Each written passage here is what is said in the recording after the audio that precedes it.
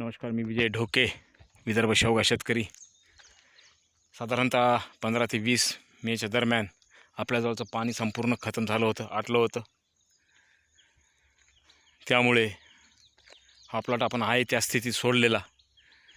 परंतु मागील 2-3 दिवसापासून झालेल्या पावसानंतर परत असा हिरवागार झालेला आहे.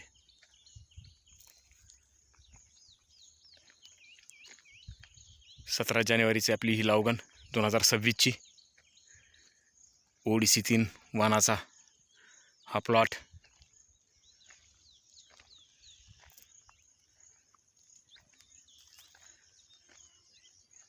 आज ह्या परिस्थितीत आलेला आहे.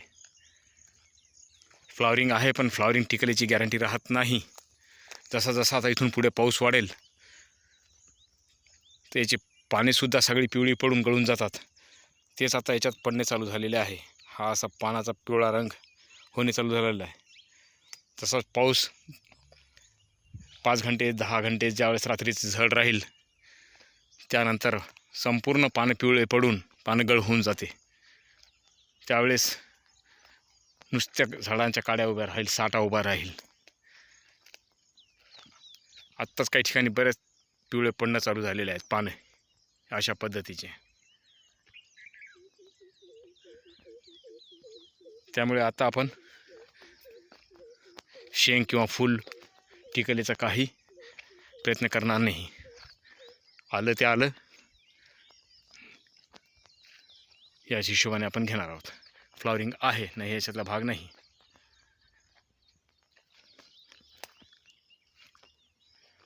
भरपूर असं फ्लॉवरिंग आहे.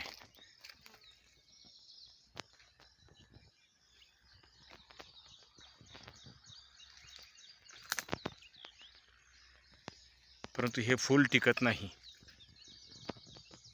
ज्या दिवशी 1-4-5 तासाचा पाऊस झाला की संपूर्ण प्लॉट पिवळा पडून पूर्ण फुलगळ होऊन जाते आणि पानंसुद्धा पिवळे पडून जातात. आणि हा आपला ओडिसी प्लस वाणाचा जुना प्लॉट.